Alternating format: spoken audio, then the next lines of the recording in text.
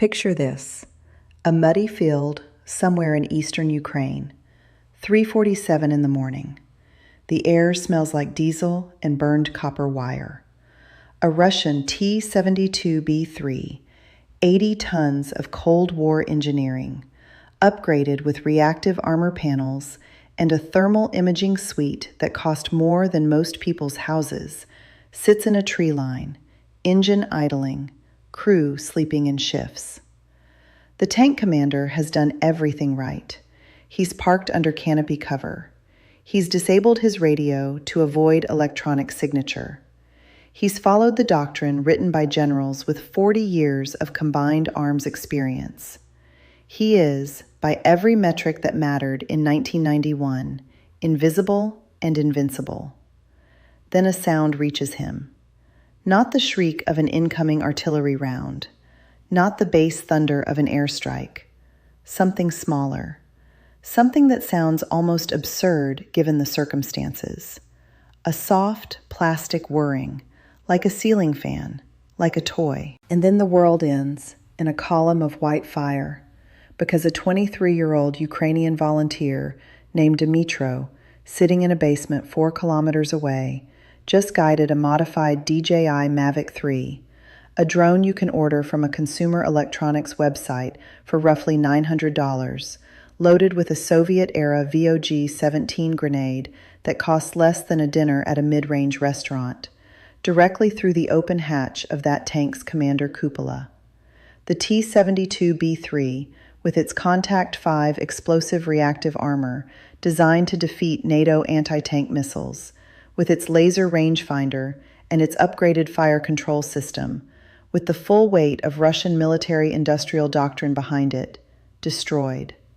Not by a Javelin, not by an F-16, by a drone that shares its fundamental architecture with the one your neighbor uses to film his kid's soccer game. This is not an anecdote. This is not a propaganda talking point from either side of the conflict. This is a verified, documented, satellite-confirmed pattern that has repeated itself hundreds of times across a 1,500-kilometer front line, and it represents the single most important shift in the nature of warfare since the machine gun made cavalry charges obsolete.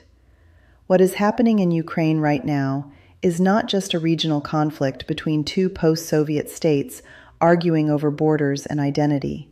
It is a live fire laboratory, the most data-rich, most extensively documented, most ruthlessly honest stress test of modern military doctrine that the world has witnessed since the Second World War.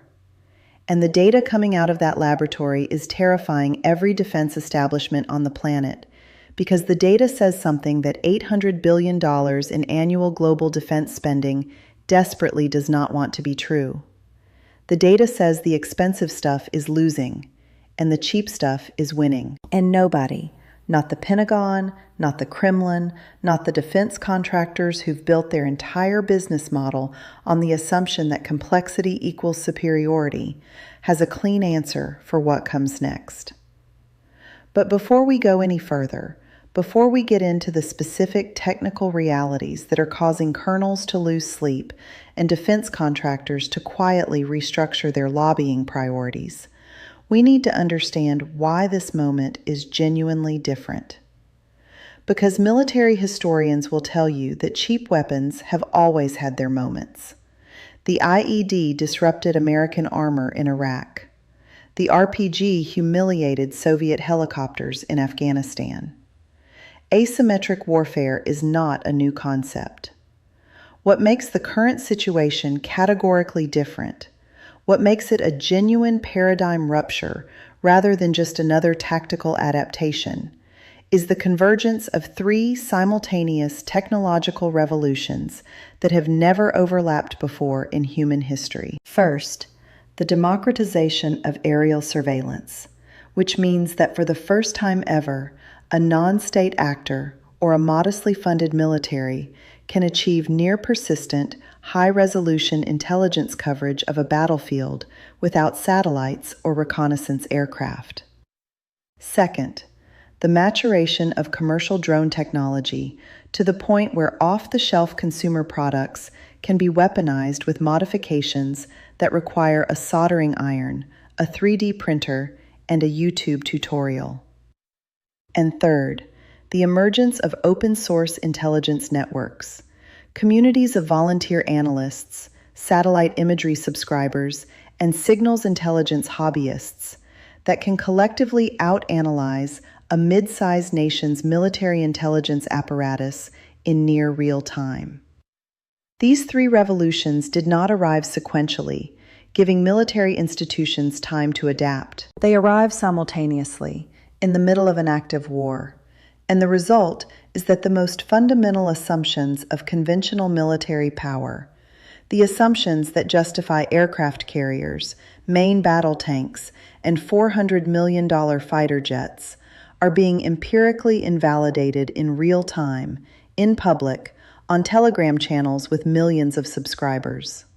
Moreover, the implications extend far beyond Ukraine. They extend to Taiwan, where the People's Liberation Army has spent decades building a conventional military force designed to overwhelm American carrier strike groups through sheer mass and technological parity. They extend to the South China Sea, where the cost-exchange ratio of missile defense versus hypersonic saturation attack is already mathematically uncomfortable for U.S. naval planners. They extend to the Middle East, where Houthi forces, armed with Iranian-supplied technology, have demonstrated that a sub-state actor with a fraction of a percent of the U.S. Navy's budget can impose meaningful operational constraints on the world's most powerful maritime force. And they extend, uncomfortably and urgently, to the defense procurement decisions being made right now in Washington, London, Paris, and Berlin. Decisions that will determine whether Western militaries enter the next decade equipped for the war that is actually coming or armed for the war they imagined 30 years ago. But here is where the story gets darker. Here is where the numbers stop being abstract and start being genuinely alarming. While the world has been watching the drone footage, the spectacular, almost cinematic imagery of tanks erupting in secondary explosions, of ammunition depots cooking off in cascading fireballs, something far more significant has been happening in the background. Something that the mainstream defense analysis community has been slow to fully articulate, because fully articulating it requires acknowledging that some of the most expensive, most politically connected weapons programs in modern history may be fundamentally, structurally obsolete. And that conversation, in Washington especially, is one that involves too much money, too many jobs, and too many powerful people for it to happen at full volume in public. But it is happening, quietly. In think tanks and war colleges and the private offices of people whose names you will never see on a cable news chyron. And what they are saying, in the careful, hedged language of people who understand the institutional consequences of being too direct, amounts to this. The era of the platform-centric military, the doctrine built around exquisite, expensive, multi-role weapon systems designed to dominate across all dimensions of a conflict, may be ending. Not gradually, not manageably, but with the sudden, disorienting speed of a paradigm collapse. To understand exactly how deep this rabbit hole goes, you need to understand the specific numbers. Not the general concept, the specific, documented, verifiable numbers that defense analysts are passing around in hushed tones at conferences in Brussels and Colorado Springs. Start with the cost-exchange ratio. A Russian T-72B3, in its most modern, upgraded configuration, costs approximately $2.5 to $3 million per unit. A T-80 BVM, the platform that Russia considers its premier frontline tank, runs closer to $4.5 million. The Contact 5 reactive armor system bolted to the exterior adds another layer of cost and complexity. The crew requires years of specialized training. The logistical tail, the fuel, the ammunition, the maintenance, the spare parts chain, multiplies the effective cost per operational hour by a factor that most defense economists place somewhere between 3 and 5 times the acquisition price. Now place that against the other side of the equation. The Ukrainian FPV, First Person View, drone program, which has become the single most cost-effective anti-armor system in the history of modern warfare, operates on a per-unit cost that fluctuates between $300 and $900 for the airframe, plus the cost of the munition attached to it.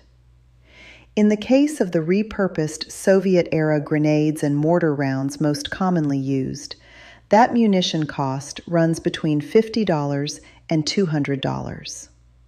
Call it $1,000 per strike, generously, accounting for the roughly 30 to 40% first attempt miss rate that Ukrainian drone operators themselves acknowledge in their after-action documentation. That means a confirmed tank kill, the destruction of a $3 million platform representing years of industrial production and months of crew training, costs, on the Ukrainian side, somewhere in the range of $1,500 to $3,000 in total expenditure. The cost exchange ratio is, conservatively, 1,000 to 1. In favor of the drone. The Center for Strategic and International Studies, CSIS, the think tank whose alumni populate the upper floors of the Pentagon and the State Department, published an analysis in late 2023 that described this dynamic as the most significant cost asymmetry in conventional warfare since the introduction of the anti-tank guided missile in the 1970s. But even that framing understates the magnitude of the shift, because the anti-tank guided missile, the Sagger, the Cornet, the Javelin, still required specialized training, controlled supply chains, and manufacturing infrastructure that only state actors or well-funded militaries could realistically sustain. The FPV drone requires none of those things. The manufacturing base for FPV drones is not a defense contractor behind a security fence. It is Shenzhen. It is Amazon. It is the same global consumer electronics supply chain that produces wireless earbuds and smartwatches and children's toys. And that supply chain is, by definition, impossible to embargo, impossible to sanction into irrelevance, and impossible to outproduce through conventional military-industrial mobilization. Ukraine is currently producing FPV drones at a rate that Ukrainian officials, speaking on background to journalists from The Economist and Foreign Policy, describe as north of 50,000 units per month. Read that number again, 50,000 per month. That is not a weapons program, that is an industry. And it is an industry that was built from essentially zero in less than 18 months, using civilian supply chains, volunteer labor, and crowdfunding platforms. But while the media focused on the dramatic footage, the viral clips, the Telegram channels, the spectacular kinetic imagery that drives clicks and engagement, the real technical revolution was happening one layer deeper. Because the drone footage, as viscerally compelling as it is, represents only the most visible expression of a much more comprehensive transformation in how battlefield intelligence is gathered, processed, and acted upon. And it is this deeper transformation, the fusion of commercial drone surveillance with open-source satellite imagery and AI-assisted target identification, that represents the true paradigm shift. Consider what Ukrainian artillery units can now do that was, 5 years ago, the exclusive capability of Tier 1 Special Operations Forces with access to the most classified intelligence systems in the American military. A Ukrainian artillery battery can now receive real-time drone video feed from a commercially operated surveillance drone flying at 400 meters, cross-reference the identified target's position with Planet Labs satellite imagery updated within the last 90 minutes. Run that position through a tablet-based fire control application developed by Ukrainian software engineers working in Kyiv apartments, and deliver a precision artillery strike within a decision cycle. from target identification to round impact of under 4 minutes. 4 minutes. The U.S. Army's doctrine for the same process, using its own organic systems and established communications architecture, assumes a decision cycle of somewhere between 8 and 15 minutes under optimal conditions. Ukraine, using consumer technology and volunteer-built software, has cut that timeline in half. And they did it without a defense contractor, without a procurement cycle, without a requirements document or a congressional authorization or a program of record. They did it because they had to, and because the technology to do it was already sitting in the commercial market, waiting to be repurposed. They believed their electronic warfare systems were the answer. They were wrong. And the price of that error is being paid in steel and fire every single day on the Eastern Front. Russia entered this conflict with what many analysts considered the world's most sophisticated tactical electronic warfare capability, the Krasukha-4 system, the R-330ZH Zhitel, the 1L-269 Krasukha-2. These are not trivial systems. They represent decades of investment in signals intelligence, jamming technology, and electronic attack capability specifically designed to blind and neutralize exactly the kind of drone threat that Ukraine has deployed. In the early months of the conflict, they worked. Ukrainian drone losses to electronic warfare were significant. Russian jamming created dead zones where commercial drones lost GPS lock and became uncontrollable. The Russian military and the analysts who study it assumed this would be a decisive advantage, that electronic warfare would be the great equalizer that negated Ukraine's drone advantage before it could become a strategic problem. What happened instead was one of the most instructive examples of rapid tactical adaptation in modern military history. Ukrainian drone operators, within weeks of encountering effective Russian jamming, began switching to optical guidance systems that require no GPS signal and no radio frequency communication during the terminal phase of flight. The operator guides the drone visually through a fiber optic cable that transmits video and control signals on a physical medium that no electronic warfare system can jam, because jamming requires intercepting electromagnetic radiation, and a physical cable produces none. The fiber optic FPV drone, a technology that Ukrainian engineers developed, tested, and deployed to frontline units in a time frame that a Western defense contractor would describe as physically impossible given normal procurement timelines, effectively rendered Russia's multi-billion-dollar electronic warfare investment irrelevant against the specific threat it was designed to defeat.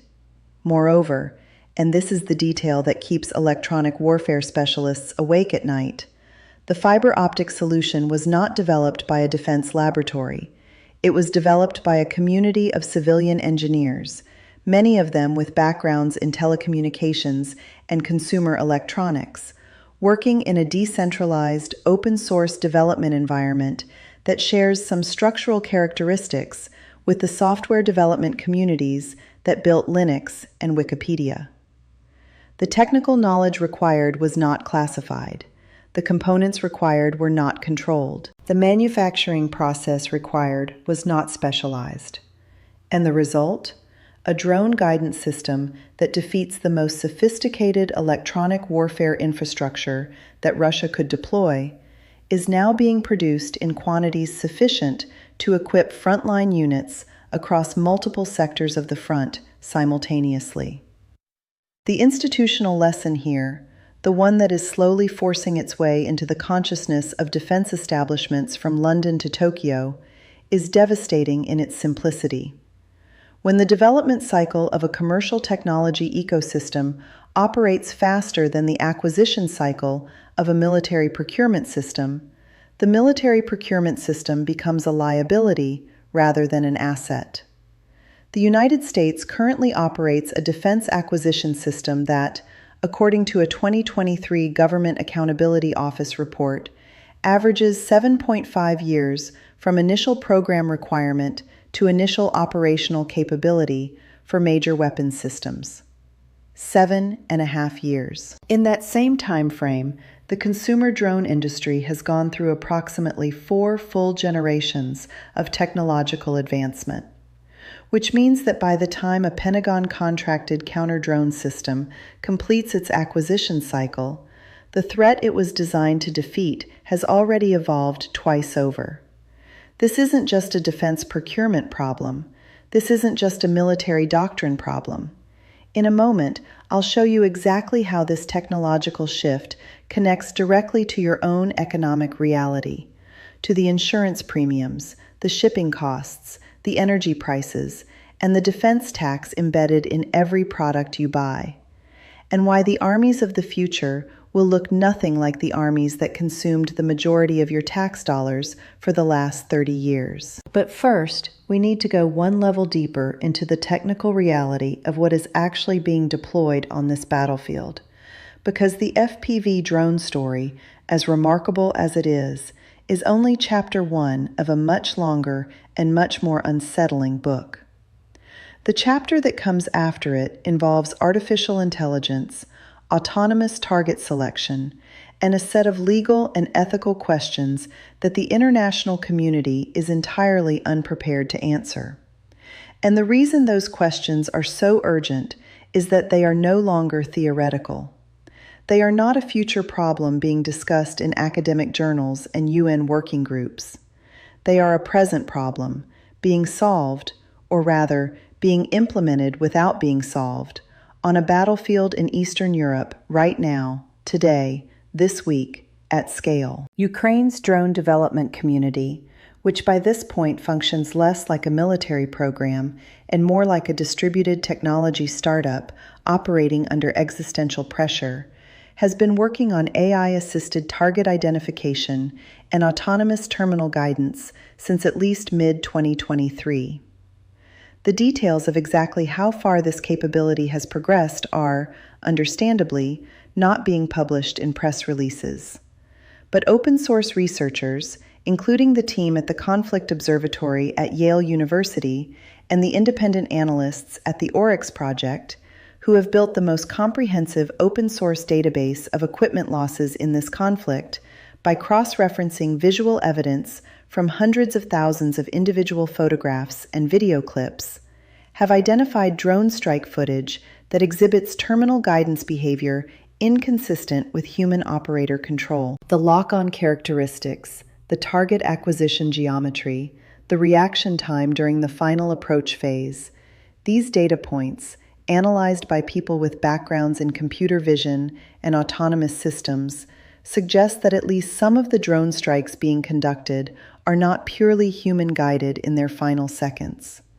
They suggest the presence of an onboard system capable of identifying and tracking a target, specifically the thermal and visual signature of a vehicle engine or a human body, and adjusting flight path autonomously to maintain intercept geometry even when the operator's video feed is degraded or lost. If that assessment is accurate, and the evidence, while not conclusive, is substantial enough that it is being taken seriously by people at DARPA and at the UK's Defence Science and Technology Laboratory, then what is happening in Ukraine is not just a cost-efficiency revolution in conventional warfare.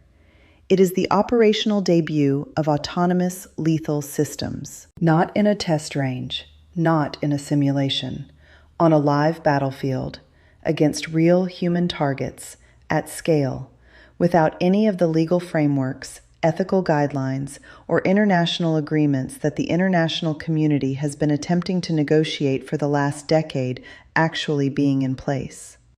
The Campaign to Stop Killer Robots, a coalition of NGOs and researchers that has been lobbying the UN for a binding treaty on autonomous weapons since 2013, has been warning that this moment would arrive.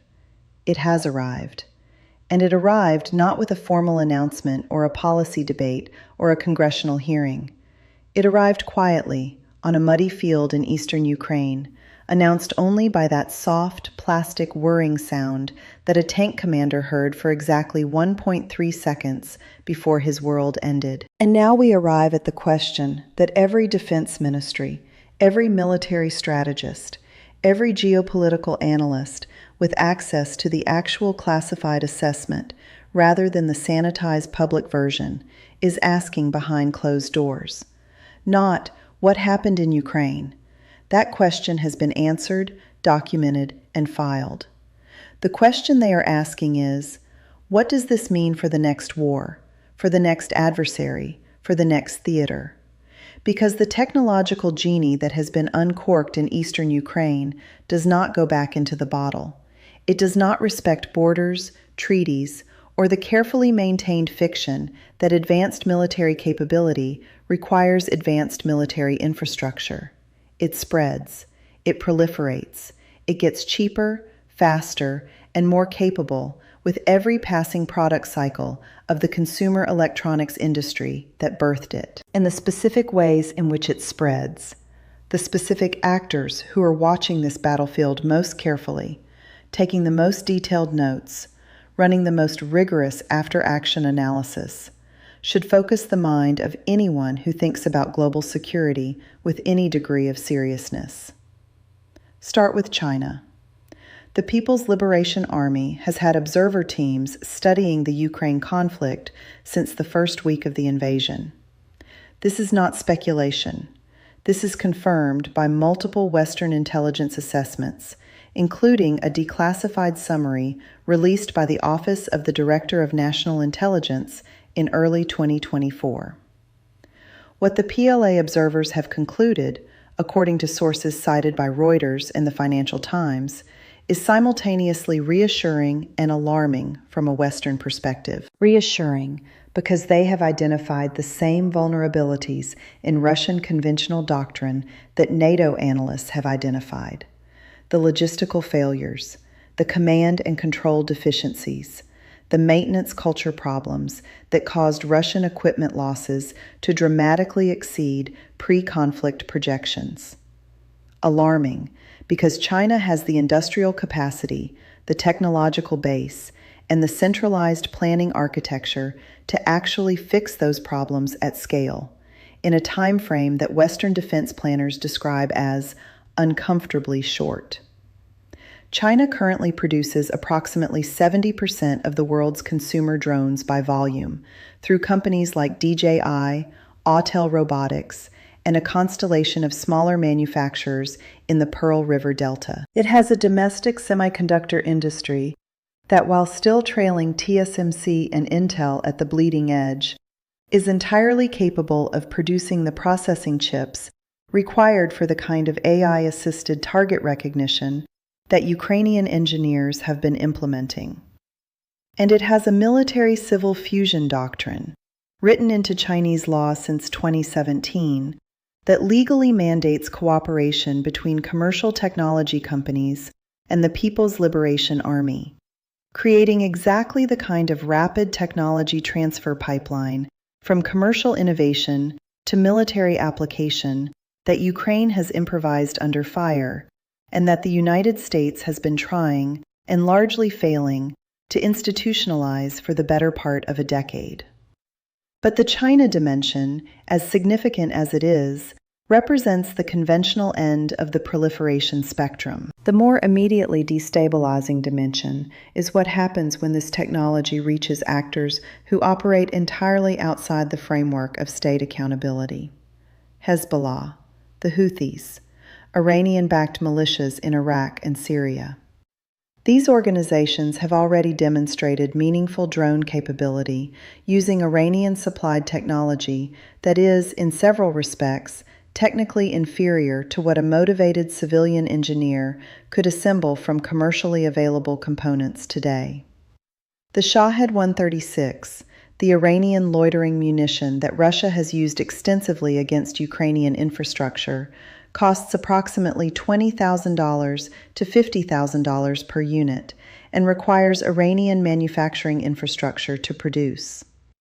It is, by the standards of the FPV drone ecosystem that has evolved in Ukraine, an expensive and relatively unsophisticated weapon. What happens when the engineers who have spent the last 2 years optimizing Ukrainian FPV drone design, refining airframes, improving battery efficiency, integrating AI guidance, begin sharing that knowledge through the same open source channels where the original innovations were developed? What happens when the accumulated technical knowledge of the world's most intensive real-world drone warfare laboratory becomes available in the form of GitHub repositories and Telegram tutorials and 3D printing files to anyone with an internet connection and a soldering iron? The answer to that question is one that Western intelligence agencies are actively working to suppress. Not because the answer is classified, but because the answer is deeply uncomfortable. And deeply uncomfortable answers have a tendency to generate deeply uncomfortable policy debates that powerful institutional interests would prefer to avoid. But the answer, stated plainly, is this: the barrier to entry for meaningful lethal drone capability at the tactical level has already fallen below the threshold that most existing counterterrorism and counterproliferation frameworks were designed to address. The legal definitions, the export control regimes, the financial monitoring systems that Western governments use to detect and disrupt the weapons acquisition activities of non-state actors. All of these frameworks were built around the assumption that meaningful weapons capability required supply chains that were identifiable, controllable, and financially trackable. That assumption is no longer valid, and the gap between where policy currently stands and where the technological reality currently sits is widening every month, every quarter, every product generation of the consumer electronics industry. There were, according to 3 separate Western intelligence assessments cited in background briefings to journalists from The Economist in the spring of 2024, exactly 90 days between the moment that a specific Iranian-linked procurement network first attempted to acquire components consistent with an advanced FPV drone program and the moment that a finished weapon demonstrating those capabilities appeared in a Lebanese Hezbollah training video. 90 days, from procurement attempt to demonstrated capability. Using commercial supply chains that passed through at least 4 jurisdictions, none of which had the legal authority or the technical infrastructure to identify the end use of the components being purchased. That timeline, 90 days from intent to capability, for a non-state actor operating under active intelligence surveillance, is the number that should be tattooed on the inside of every defense ministry's collective eyelid. Because it means that the warning time between a hostile actor deciding to develop this capability and that actor having the capability is, in practical terms, insufficient for any existing policy response to be effective. Now, having established the full weight of what this technological shift means, the cost exchange revolution, the electronic warfare defeat, the autonomous systems emergence, the proliferation timeline, it is time to look forward. Because the story of the $30 drone and the $3 million tank does not end on the fields of eastern Ukraine.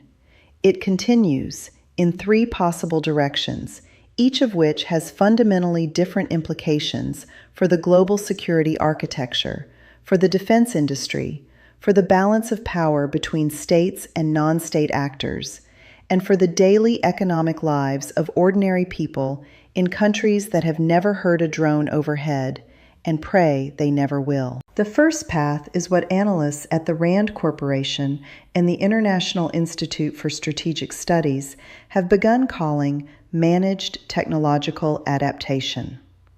In this scenario, the major military powers, primarily the United States, China, and to a lesser extent Russia and the European NATO members, successfully internalize the lessons of the Ukraine drone war and execute a managed transition in their force structures and doctrine.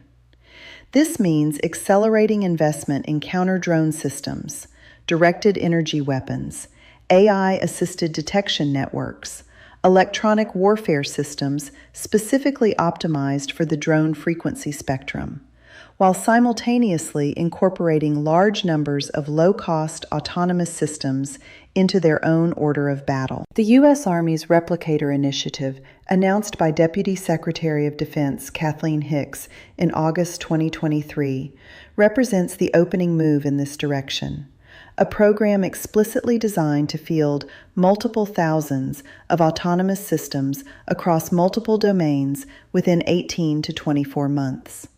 The budget allocated was $1 billion. For context, the U.S. defense budget for fiscal year 2024 was $886 billion. The Replicator allocation represents 0.11% of total defense spending, which tells you something important about how seriously the institutional center of gravity of the American defense establishment has actually internalized the lesson, as opposed to how seriously the rhetorical surface of the American defense establishment claims to have internalized it.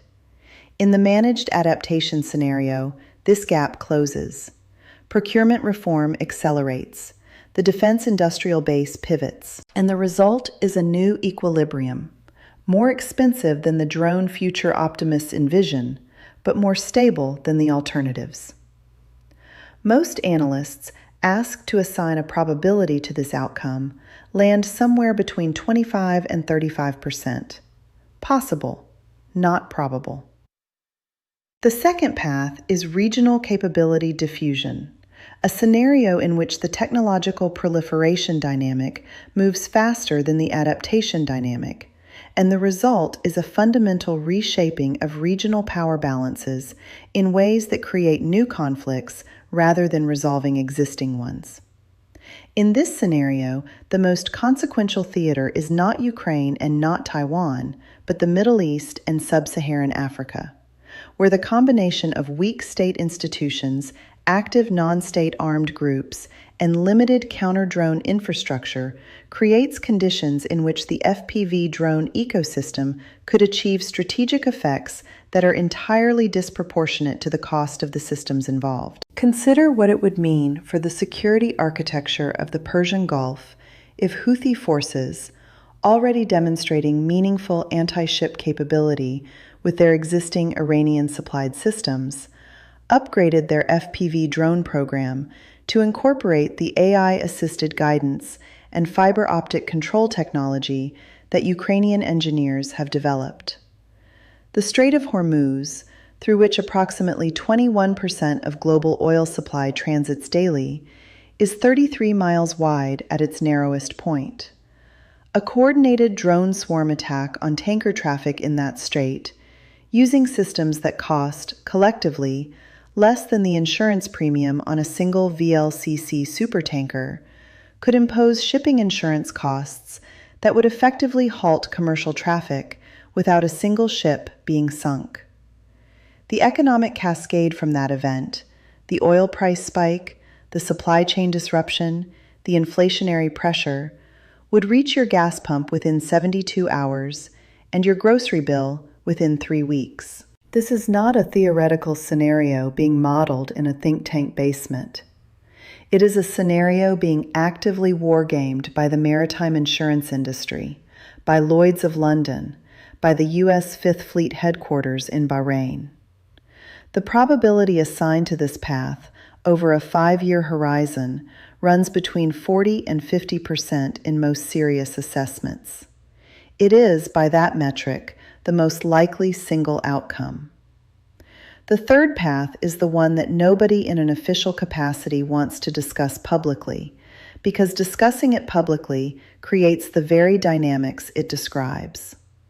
Call it systemic cascade, a scenario in which the combination of drone proliferation, autonomous systems deployment, and the collapse of existing deterrence frameworks produces a conflict that escalates beyond the parameters of any existing crisis management architecture. The specific trigger mechanism matters less than the underlying logic.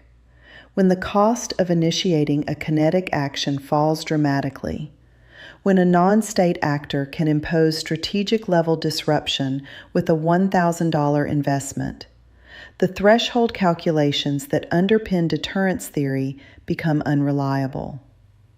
Deterrence, in its classical formulation, works because the cost of aggression is credibly higher than the benefit of restraint. When the cost of aggression drops by 3 orders of magnitude, that calculation changes. And when it changes for multiple actors simultaneously, in multiple theaters, with insufficient communication channels and insufficient mutual understanding of red lines, the result is a system that is structurally prone to the kind of miscalculation cascade that starts regional conflicts and, under specific conditions of great power entanglement, does not stay regional. The probability assigned to this path, mercifully, remains the lowest of the 3, somewhere between 15 and 25% over a decade-long horizon. But it is not zero. It has never been zero. And the distance between not zero and not manageable is shorter than it has been at any point since the autumn of 1962, when 2 nuclear-armed superpowers stared at each other across 90 miles of Caribbean water and discovered, to their mutual relief, that neither of them actually wanted to find out what came next. What comes next, in our present moment, is being decided not in the grand chambers of the UN Security Council or the situation rooms of the world's great powers, but in basements and workshops and makeshift laboratories across Ukraine, where young engineers with electronics degrees and survival instincts are solving tomorrow's military problems with today's consumer technology, indifferent to procurement cycles and doctrine manuals and the institutional inertia of organizations that have spent decades preparing for a kind of war that no longer exists. The $30 drone that killed the $3 million tank did not just destroy a vehicle, it destroyed an assumption. The assumption that technological superiority is a function of investment scale, that the side that spends more, builds more, and deploys more complex systems will dominate the battlefield. That assumption built the aircraft carrier and the main battle tank and the 5th-generation stealth fighter. That assumption built the entire architecture of post-Cold War American military supremacy. And on a muddy field in eastern Ukraine, at 3:47 in the morning, that assumption died. Not with a bang, with a soft, plastic whirring sound. The skies over the modern battlefield no longer belong to the nation with the largest defense budget. They belong to whoever understands, first and most completely, that the future of warfare was never going to be built in a Lockheed Martin facility in Fort Worth, Texas. It was always going to be built in a basement by someone who couldn't afford anything better, which is precisely why it works.